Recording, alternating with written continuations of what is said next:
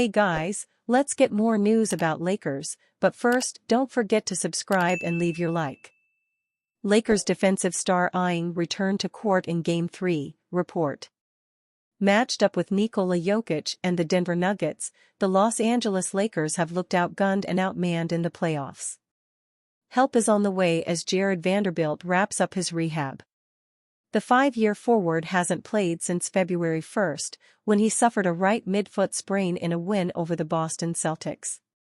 ESPN's Dave McMenamin was first with reports of his pending return on April 22. Lakers forward Jared Vanderbilt, McMenamin tweeted.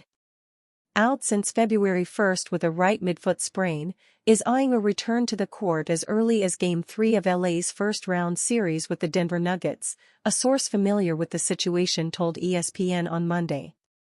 Vanderbilt averaged 5.2 points, 4.8 rebounds, 1.2 assists, and 1.2 steals per game in his 29 games for Los Angeles this season. Reports started circling only after a video from Los Angeles practice stirred a discourse about Vanderbilt's availability. The April 22 video shows the forward trending toward a return, notably bootless, suggesting he's making more progress. McMenamin reported in a follow-up story for ESPN that Monday was Vanderbilt's most intense workouts during his rehab. Vanderbilt, McMenamin wrote on April 22, has been ramping up his on-court workouts in the past 2 weeks, the source told ESPN, and participated in one of his most intense workouts yet Monday morning at Ball Arena. And that there are stipulations in place for a Game 3 return.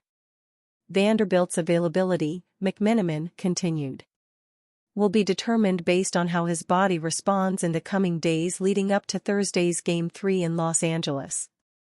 Head coach Darvin Ham echoed those sentiments when speaking with reporters after practice on April 22.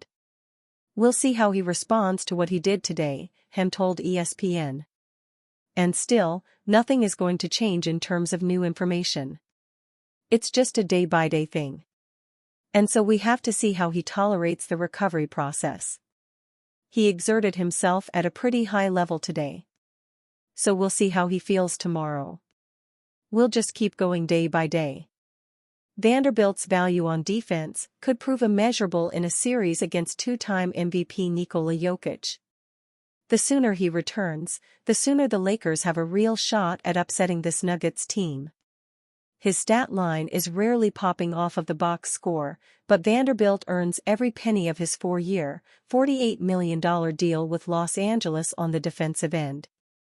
According to Cleaning the Glass, in 1,182 possessions with the forward on the floor this season, the Lakers outscored opponents by 6.4 points per 100 possessions.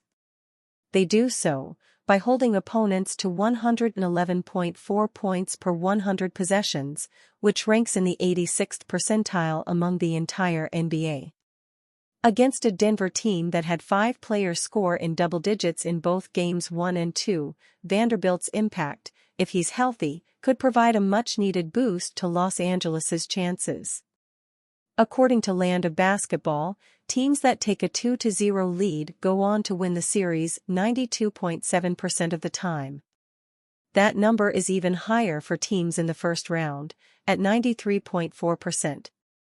The last team to overcome a 2-0 deficit in a 7-game series was the 2022-2023 Golden State Warriors, who fell into a 2-0 hole against the Sacramento Kings in the first round. It's an uphill battle for the Los Angeles Lakers, and Jared Vanderbilt would help, there's little doubt. Anthony Davis's shocking quote after Lakers-Nuggets game. On Monday evening, the Los Angeles Lakers lost Game 2 of their first-round playoff series with the Denver Nuggets by a score of 101-99.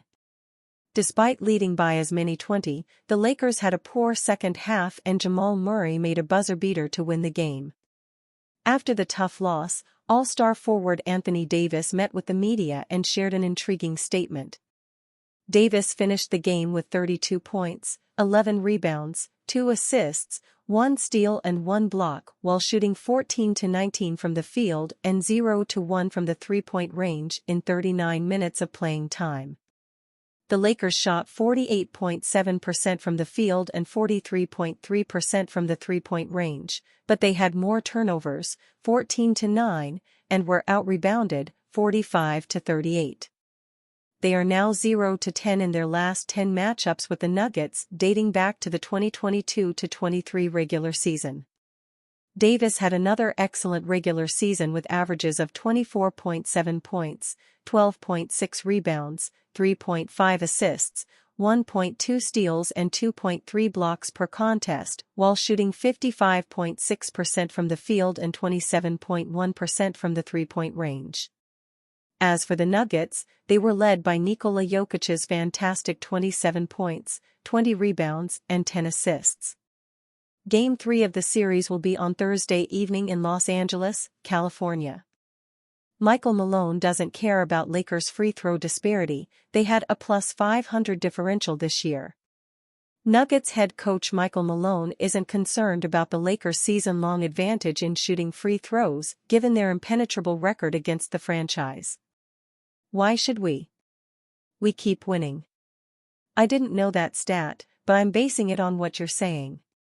I think in the second half we had 0 FT attempts, which is concerning when you consider we scored 30 in the paint, and made a lot of field goal attempts in the paint. It's not like we're settling for jump shots.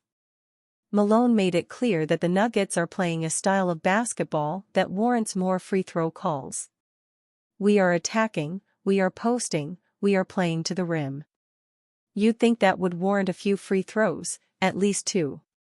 But that wasn't the case last night, so we got to stay the course and continue playing the game in our style and hope there's a payoff at some point. Malone also revealed that the Nuggets knew they'd struggle to get calls with the Lakers' net free throw differential on the season. We went into this series knowing they had a plus 500 differential this year. So that is something that's been happening all season long. Malone made these comments before the Nuggets' incredible 20-point comeback win last night. There are major referee concerns around the result of the game, but with the Lakers alleging mistakes that went against them, as LeBron James discussed after the Game 2 loss. I don't understand what's going on in the replay center, to be honest. I think I said it this year or last year or whatever. D'Lo clearly gets hit in the face on a drive. What F do we have a replay center for? It makes no sense to me. It bothers me. I just saw what happened in the 76ers Knicks Game 2, what are we doing? The Lakers had attempted more free throws in their last 9 games against the Nuggets, all ending in losses. They looked poised to win Game 2, a game where they shot just 13 free throws compared to the Nuggets' 17 but fell apart in the fourth quarter. As of March 26, the Lakers had a plus 1,017 free throw differential over the last 2 seasons and the playoffs, a staggering number proving that the Lakers have been the biggest beneficiaries of officiating over this stretch. While there are calls in this period that have gone against them with game-losing ramifications, Eric Lewis, anyone, but it's a cause for criticism by many. The Lakers' free throw disparity may seem immense, but it isn't as bad as historic trends would suggest. This season, the Lakers ended with a plus 507 net free throw differential. While the number may seem ludicrously lopsided, it isn't even close to the all-time highs for free throw differential over a season. The biggest single-season free throw differential in the 21st century belongs to the 2017-18 Charlotte Hornets with plus 722. There wasn't a league-wide conspiracy to get them to be successful, given the 36-46 record they ended the year with. The Lakers lead every other team in the NBA by almost double, so the criticism in the present is fair. But a free throw differential hasn't led to bad teams becoming winning teams before, and it clearly hasn't now either. And you, fan, what do you think of the situation of Michael Malone? Leave your opinion in the comments.